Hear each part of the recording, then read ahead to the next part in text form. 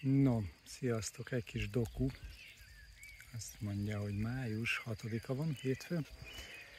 Én beindítottam a csepegtető öntözést, leginkább a friss telepítésnél, de most ahol vagyok, ugye ezek már a régebbiek. És úgy gondoltam, hogy ezeknek sem árt, még van itt egy kis időm, addig hadd menjen. Tegnap volt permetezés, mégpedig azért, mert én nagyon benéztem ezt a tavaszt. Ugye, múltkor érkeztek megjegyzések teljes joggal a szőlőleveleimre, és hát én is láttam. És ahogyan ezek most itt kinőtték magukat, tehát nagyobbak lettek, még jobban látszik, hogy borzalmas kártétel volt itt, és ez a kártétel pedig egyeztetve növényvédős szakemberrel egyértelműen arra jutottunk, hogy atka fertőzés miatt keletkezett. Úgyhogy tegnap én lefújtam flumittal és ortusszal. Ugye a flumit az egy felszívódó atkaölőszer, gyakorlatilag a tojásokat is károsítja, a imágók, lárvák, tehát mindenféle alakjára hat. És az ortusz az pedig egy azonnali kontaktkészítmény, és ettől azt remélem, a gyártó ajánlása szerint 1,5-2 hónapig akkor ezzel nem lesz gondom.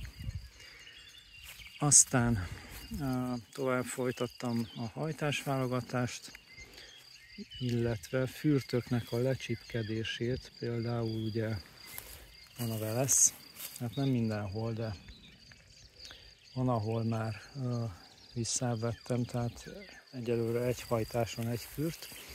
Ugye a velesz az 2, illetve, na itt is van, illetve 3 fürtöt is képes hozni egy hajtáson. Szintúgy az akadémikus emlékére szőlő. Hát ezekből is egyelőre 2 hagytam meg, és akkor majd kötődés után az egyiket még le fogom venni belőle. Tehát ezeket a munkákat lehet csinálni. Aztán vannak olyan fajták, mint például, na, itt az atka kártétel még egyszer, és itt pedig a szivarsodró eszelény. Arról tegnap el is csíptem egy videón, majd ezt is bevágom ide. Mutatom a szivarsodró eszelényt. Ez a helyes kis bogárka az.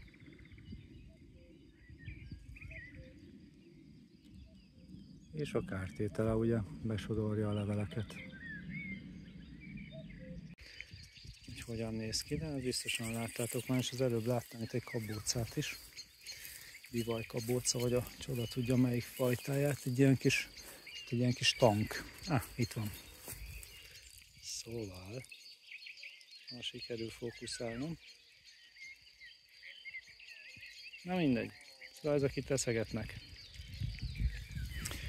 És károsítanak. Amit akartam mondani, hogy például a skaszka is egy olyan fajta, ami a hónaljakba nyomja a hajtásokat, és hát ugye ezeket is már itt lehet visszacsípni. Hát egy levelet lehet hagyni, addig, amíg nem túl sűrű. Tehát ezek a munkák vannak.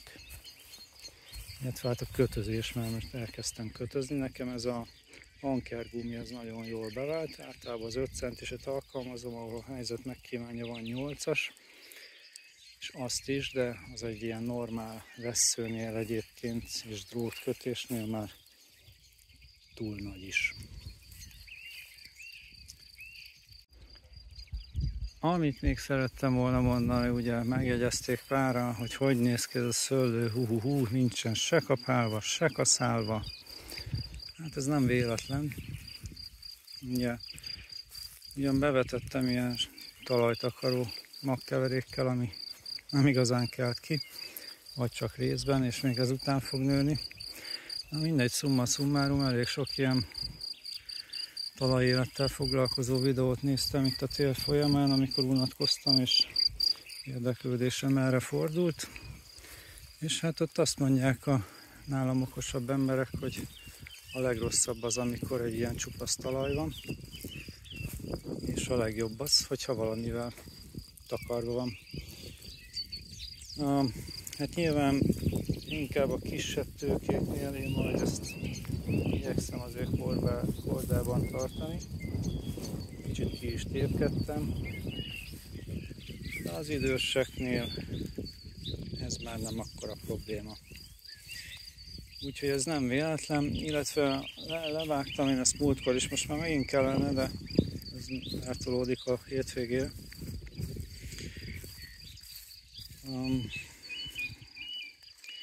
Szóval, hogy nem is szabad alacsonyan vágni állítólag. Jobb az, hogyha magasabb. Illetve ide kapcsolódóan még mondták azt is, hogy a peronoszpóra kártétel tavasszal akkor egy ilyen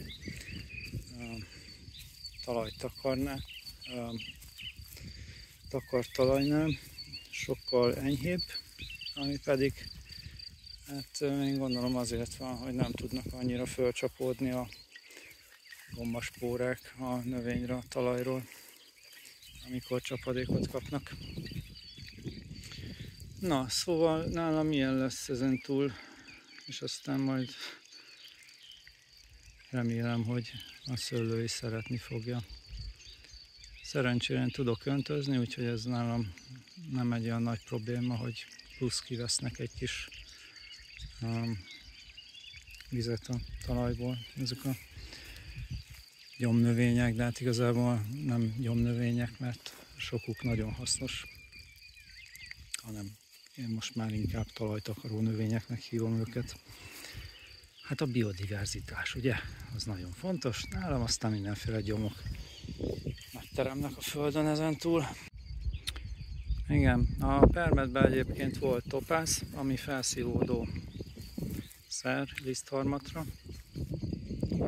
és hát benéztem, a peronoszpórára való felszívódom, az nem volt itt, úgyhogy megint szkúdót voltam kénytelen fújni helyette, és hát ezt a cink-mangán a keverékkel, ez így állítólag ez a kettő cucc támogatja egymást. Úgyhogy nem tökéletes a növényvédelem, szerintem a atkák ellen sikerült most már védekeznem ilyen 45-60 napig, illetve nem is volt már olyan sok a levélen, én nézegettem, itt-ott láttam, de nem volt sok. Egy 3 héttel ezelőtt, amikor észrevettem, és először kapott egy ilyen boroídos és utána citrusolajos kezelés, na akkor még sok volt, és hát sajnos nekem most itt a tavasz tanulsága az, hogy bizony nem szabad elhagyni kora tavasszal a védekezést atkák ellen, vagy hát leginkább én elhagytam a lemosó permetezést, és ezt legközelebb, ami jövőre lesz, nem fogom elhagyni, mert bizony nagyon csúnyán helyben hagyták a leveleket.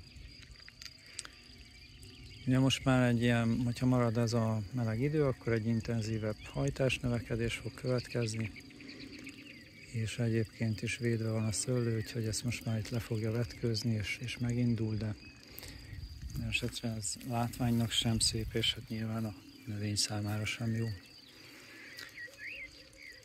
Oké, na hát akkor nekem most ennyi volt itt a mondani valóm, azt hiszem. Legalábbis hirtelen nem jut más eszembe, amiről érdemes lenne szót ejtenem. Akkor mindenkinek szép időt kívánok.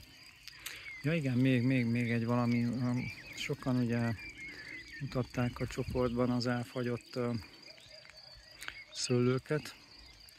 Hát őket szeretném azzal vigasztalni, hogy tavaly nálam is volt jelentős fagyás, ilyen 60-70%-os, és például emlékszem a Juliánomon, hát nem nagyon maradt hajtás, szinte az összes, aztán a mellékrügyből hajtott ki, de beért a Julián, és beérlelte a vesszőket is rendesen, És visszanézve a tavalyi videóimat, ilyen május vége fele már azt hiszem, hogy virágoztak azok a szőlők, amik fagyást szenvedtek. Úgyhogy nem kell megijedni, és ilyen óvatosan szerintem nyugodtan lehet rajta termést is hagyni, főleg egy ilyen ereje teljében levő tőkén, hogy ne legyenek aztán túl vastagok a vesszők őszre. Kicsit érdemes leterhelni, és aztán később azt még mindig le lehet venni, hogyha úgy látjuk, hogy mégse nő kellőképpen a szőlő, de áll ez a meleg jó idő, és főleg, hogyha öntözésre is van alkalom, és kapnak kaját, akkor aztán nagyon meg fognak lódulni, és be fogják hozni ezt a lemaradást. Én úgy gondolom. Na, úgyhogy tényleg ennyi. Akkor köszönöm, ha megnéztétek. Mindenkinek kívánok minden jót. Sziasztok!